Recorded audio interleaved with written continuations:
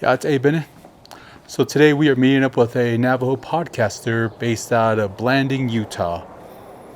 It's going to be an interesting video because he brings a lot of knowledge and a lot of information to kind of what we've been doing as well too. And I think I've been watching his podcast or listening to his podcast for a while, and definitely looking forward to where he's basing all his information off of. So let's get started.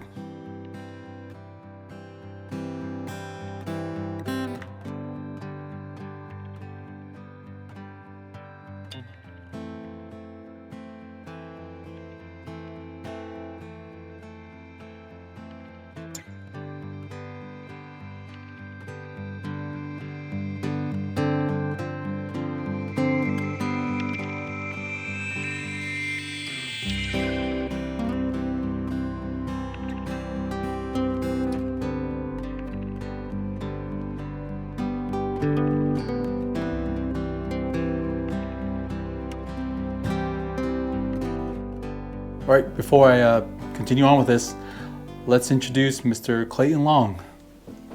How you doing, Clayton? So, Nick. thanks for having us out here in Blanding, Utah.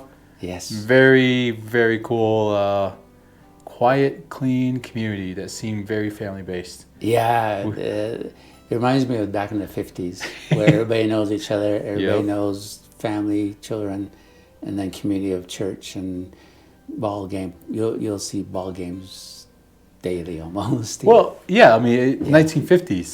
That explains a lot. I mean, that definitely is the best way to explain it, because when we were driving to your house the first time, earlier this morning, we were driving by a family who were having a race just on the road, in the neighborhood road, and just holding toilet tissue out so they can cross the finish line. It definitely reminded me of the older days, and it's kind of similar to how I grew up in Farmington in the 80s and 90s. Yeah. But this one, I don't know, it just seems a more solid, small community base. Yes. And when we went up to your front door, I locked it. My wife is like, "Do you really need to lock your door?" I said, "Probably not." It's like, we don't. Yeah, it's like, we've been living too long in Albuquerque. Yeah. So. Yeah, it's only been lately that people are trying to tell each other, you should lock your door, Yeah, and that's very recent, I'm assuming. Yeah. So, My name is Clayton Long, which is a English name. I didn't even know myself as Clayton when I grew up until I hit school. All of a sudden, they're calling me Clayton, and I thought, who's he? But that's one that was put on my birth certificate and known by the school and things like that. So my mom didn't even choose that name, or dad. Everybody, when I was born, they were all asking, "So what's his name?" I said, "We don't know. It's just my son, Wow. And she is, but then they finally had to have a name by the record, and the doctor's name was Clayton. So they said, "How about Clayton?" So we gave that. Oh, wow. We got a name right off being a person that was a doctor. So look at in Einstein. Read people. That's my mother and my grandma. And then my grandfather's side. So this is my mom. Shake hands with my mom. Look at in there. And relatives, grandpa, Tlazatlan, which is the mini goats people. And each of these have their own different groups too. My father's side is Sheen, the salt people, and Trabang. So my dad was a medicine man when I was growing up, and so he was very well known. And so it was rare that he would ever come home. He was always on the road, He's always traveling and doing ceremony after ceremony. Was he a roadman? No. Okay. Roadman. When I think of roadman, is like NAC. NAC. As the Chinahaga, which that was not part of our lives when we grew up. It was more just Navajo traditional ceremony, and that was basically it. And My dad comes from the Loop area, kind of towards Tuba City also. Yep, I drove through there last month. And they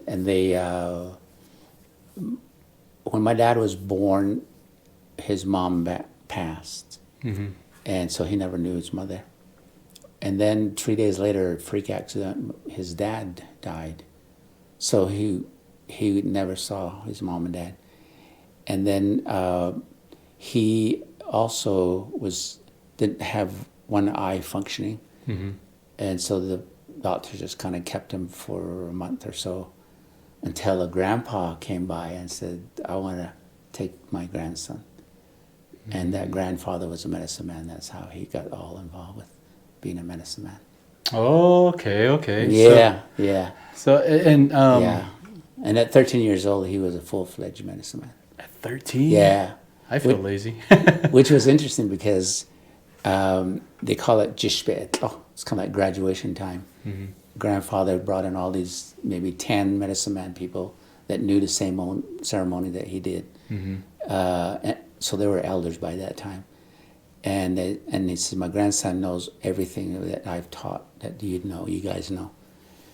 So they're about to tie the bundle for him, and some of them had questions. They said, he looks too young to have this knowledge and stuff. And Grandpa defended it and said, ask him. So sitting around, they asked him questions. He answered every single question that they had. And they could not say no. They had to tie the bundle for him. Yep, he passed it. Yeah, he passed it. Yeah. So that's who my father was. So we were raised traditional. We didn't know any English. We didn't know anything about the outside world. Only maybe through somebody talking on the radio or something like that. Yeah, you get to hear it just a little bit. Yeah. So Kayenta, Arizona is the closest town, but we maybe another 30-minute drive towards Tuba, a place called Longhouse Valley. We call it Ndelkid. And that's where our traditional home was. Oh, okay. Yeah. So rarely went to town because we were self-sustaining. Had our own sheep, goats, garden. Basically self-sufficient in our ways. Oh, wow.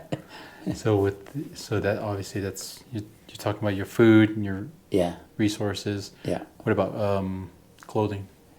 Clothing-wise, my mom had a machine, and the old Singers? Yeah, singer sewing machine.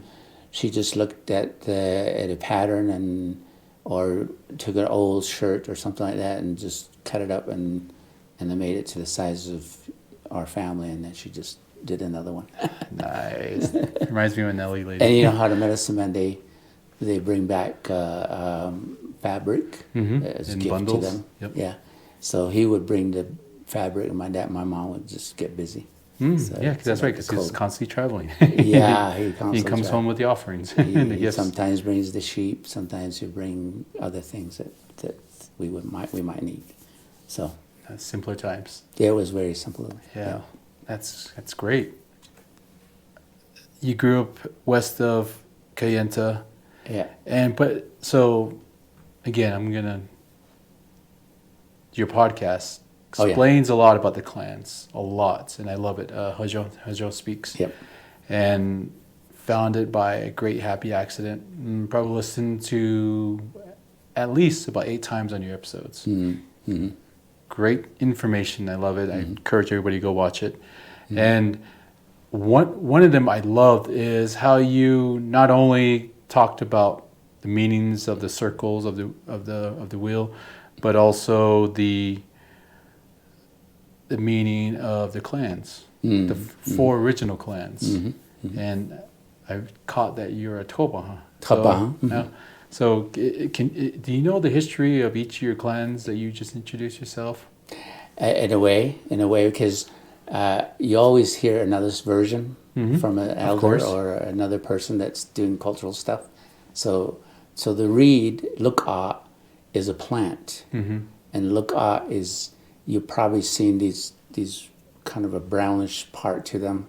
They're long stem. They're kind of sticking out of where there's a water pond, and the reed.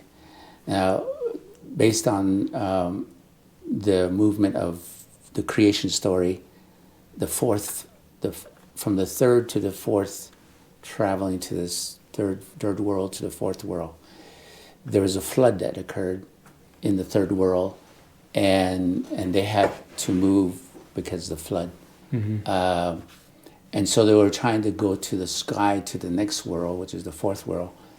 And the reed, at first they tried other plants, other trees to try to see if they could reach. But the reed was chosen because it was hollow inside, and it could grow further than any other plant. And so that became kind of like the one that, in a way, saved the people and gone to the next world. So Luka is kind of like the helper to the people. They offered service to the people. So that's one version of Luka. Luka is that kind of a idea. So is that the kind of the behind the meaning of Luka Chukai? Yeah. Luka Chukai, you'll have a whole bunch of them because of the different lakes and stuff. Okay. Right, Luka Chukai. Yeah, Luka Chukai. Chukai means just the flowers. They're popping up in the springtime. Oh. Right, that's what that is. So Ashin was the name of a man based on my father's side. And Ashin was a leader of the community near the West Mountain, Doko Slid. And so my father's family kind of got raised over there. Oh, that one's the San Francisco Peaks? Ashin comes. But Ashin is also tied to the Hopi. So my dad would tell me, you're part Hopi, you know, you're. And so, and the relatives over there tell the same story that he tells. So, and there's a whole story about how the Hopis was tied into Ashin, the head person there. And Tlazasana is my grandfather, and I went to a meeting down in Hozho chapter meeting, introduced myself as my grandparents. My grandfather is a Tlazasana. As soon as finished the meeting, an elder comes up and says, Tlazasana a Hamas, you know, over here in New Mexico. That's where they originated from, you know, kind of thing. So they're tied to that just to that region. That region and the pueblos version of that. So that's how that had meaning for me with my grandfather. Right? That's great. Yeah. And Trabaha is this, like, and again, it's probably a story of a place where the people lived, and that group became Trabaha. Yeah, we could do the same thing with here. We have Blue Mountain, and what is it called? Blue Mountain is, I was going to say Hodelchil, but it's not really Hodelchil. I can't think of it right now, but we could say, can't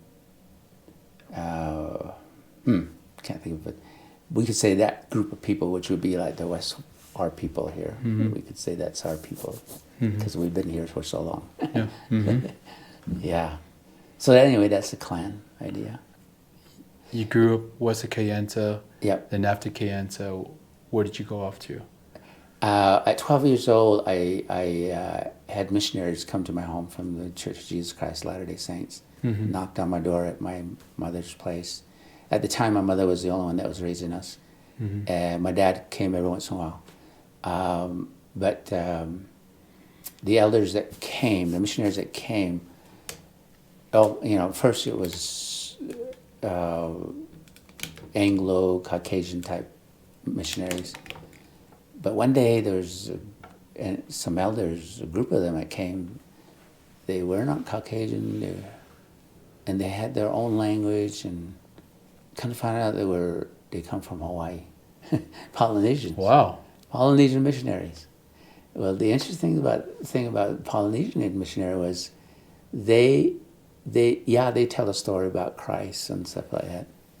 But as soon as they're done, they're giggling, they're like happy, and then they would bring out their little small guitar thing, the ukulele. Ukulele, Yeah. and then they'd start strumming on it, and all of a sudden they're singing in their tongue, their language, and I immediately thought, wow, this is spirituality and happy people, you know. And culture, yeah. Yeah. Yep. So that got me interested in the church and things like that. And so I grew up 12 years old. I joined the church, and that got me into a school off the reservation down in Tucson, Arizona. So the program was called Placement Program for the Church of Jesus Christ Latter-day Saints. And when I went down there, I was with a foster parent. And the interesting thing about that was the foster parents that took me in totally wanted to preserve the language and the culture of me. Where if you went to a boarding school, it was like, don't speak that language. Yeah. Kill the savage, save the man type deal. We want you to speak English from this day forward, you know. So that was more of a, like, taking things away from me instead of keeping something. But the placement program was totally different. My foster parents, I mean, when I saw their little bookstore or little books, and they had Navajo dictionary and stuff that was dealing with Navajo, and so I thought, this is good. And then they did an extreme makeover of the house. Yeah. Meaning we had sheepskin on the floor, pictures of Navajo people in different rooms, and so that emphasized that I should keep who I was, you know, and yet learn English also. So slowly I became bilingual. English was not what I wanted in my life because I can live without it, but it got me to thinking, if I'm going to be seeing the outside world, I better pick up something different or another language. So I did. I became bilingual. And back in the boarding school days, it was being taken away from me, but secretly inside me, I said, no one's going to take this language away from me. So I brought that idea back into the school, into San Juan School District when I graduated from BYU, and became a teacher. And back in the 78s, when I was with the 5th grade class or something like that, most of the kids actually here understood Navajo and could speak to me back in Navajo. So I thought, I don't need to teach the courses, the math, the science, all that. I don't need to teach that in English. I'll just switch to Navajo. So it was a fun time for me to just share things in Navajo translation kind of idea. And that was really cool. And then slowly that language kind of died off into as the next group came along. And then, but I always kept thinking, you need to learn how to read and write. And so you're bilingual rather than monolingual. So that's always been my way of preserving that language. Well, first of all, your story is fascinating. And then second, that it's interesting that you were brought into the BIA system with a positive experience at a young age. Yeah. And you had missionaries, but you had a very unique experience with a different type of missionary. Yeah. Which is interesting about the ukulele upbringing. I'll try to remember that later. And the other part was, so how often did you see your parents when you went off to stay with the foster? So it's kind of like the regular school system. You had at the fall time you went to school. So we had a bus that took us all the way to Tucson, and then we stayed with that family till spring. And then for about 3 months, I was back home. Oh, okay. So it's almost like college. But so you spent Christmas out there? Yeah. Okay, yeah. so Christmas down in Tucson with no snow. Yeah, it's kind of weird.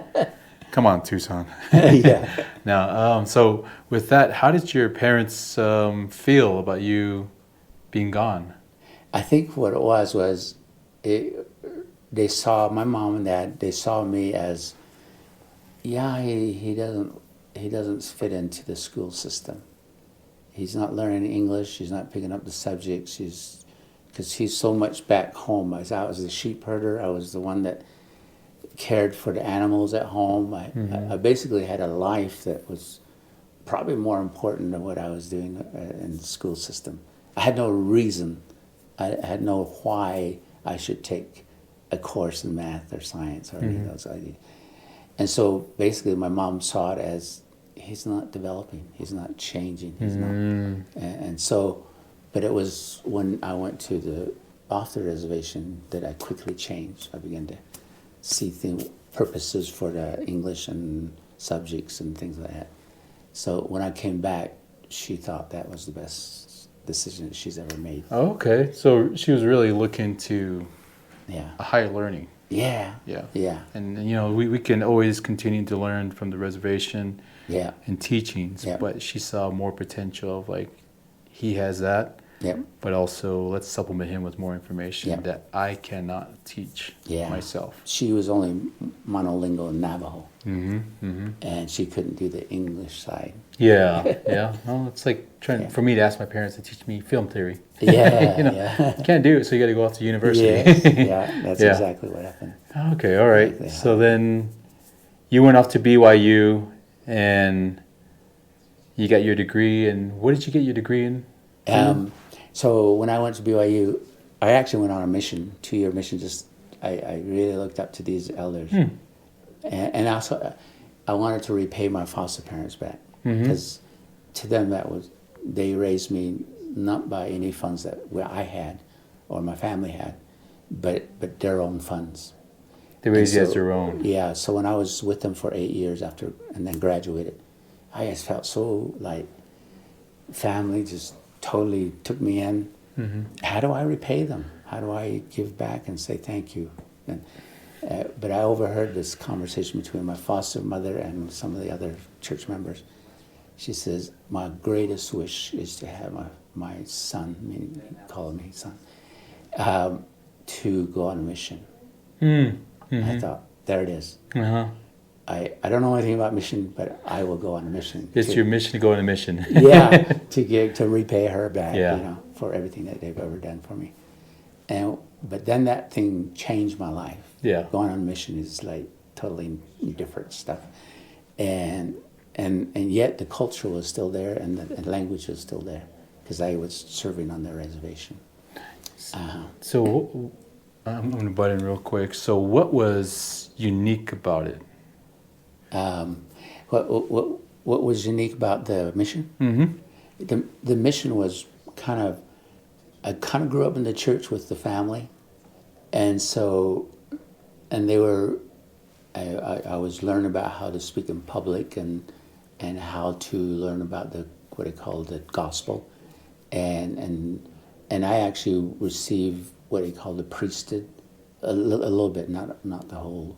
It wasn't until I go on a mission that I got what they call the Melchizedek priesthood, which is the total. My dad calls it the whole, the whole, and this, he has some insight that I don't have, but that got me to trying to figure out, okay, what is this Melchizedek priesthood that I received that I'm supposed to use to help with the church growth and getting people to join the church and things.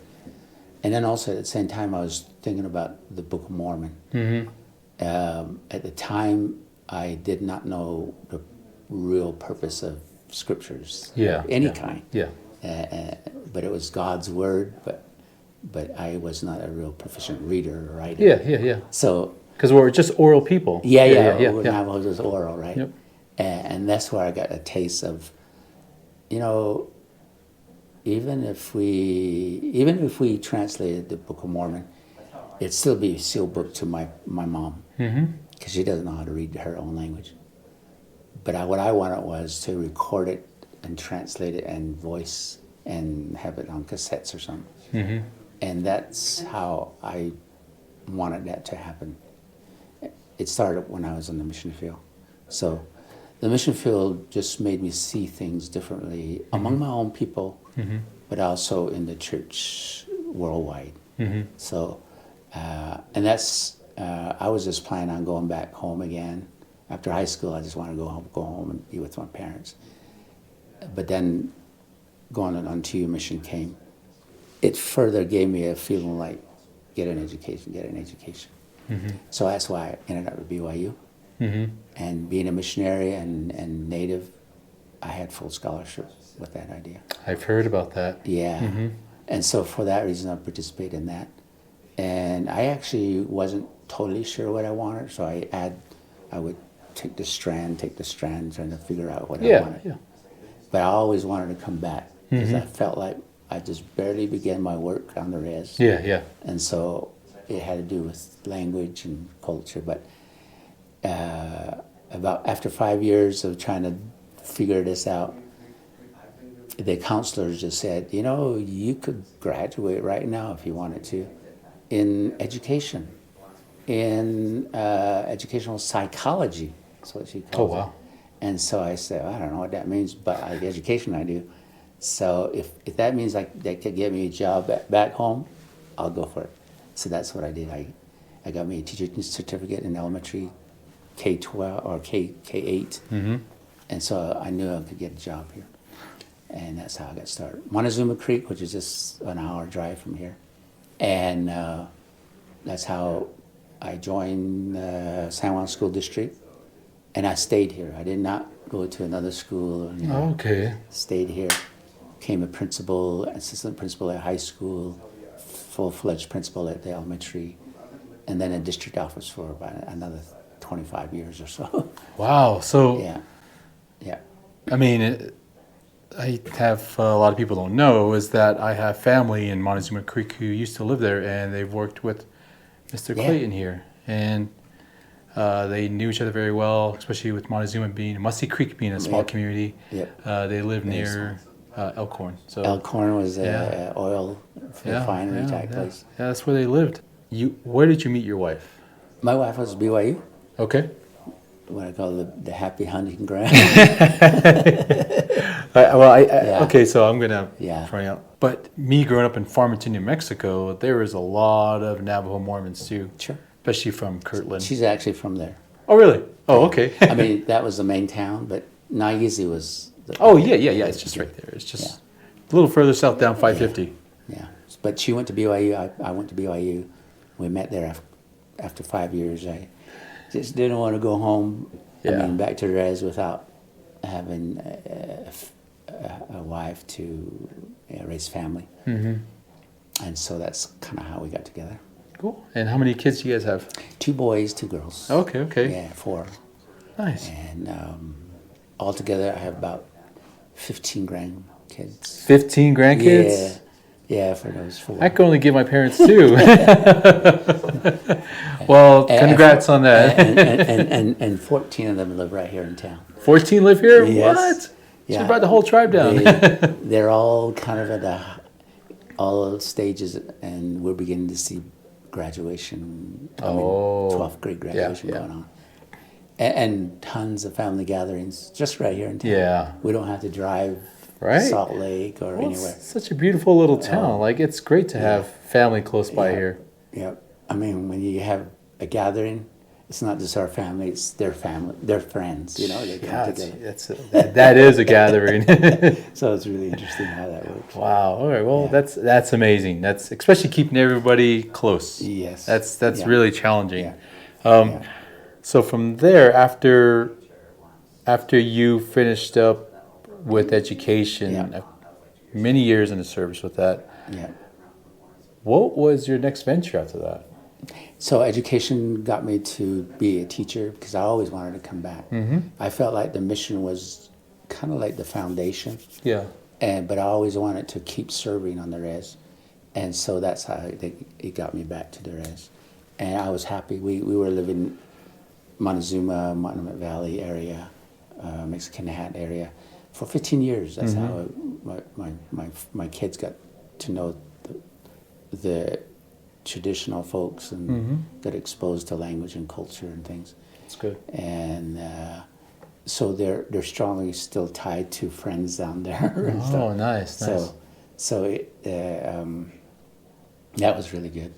To move to here to Blanding, for them it was to experience different people, different in the high school, and then competition was totally different. Yeah, yeah. Down there, they were the sports heroes. They were the leaders of the school. Yeah. And when they came up here, they weren't first string anymore. They were like part of the team, but not the top. You know. Yeah, yeah. So more competition, and so, but we wanted them to learn that there's different groups there, and that's how we got here.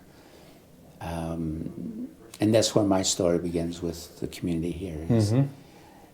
I love the reservation too much to be able to say, why would I want to come to Blanding? I mean, that's off the reservation. I don't see Navajos all the time. So I there's got to be a reason why I should be here, you know? And that's where the beginning of the Westwater water became a guide for me, a speaker of stay here. We want you to be here, kind of thing. Yeah. And so we grew up with that. And then obviously Hozho basically just means being at peace with yourself, being at peace with the world. And like you said, all these different ideas come from your grandparents, all these different ideas come from out within you, and everybody's situation is different.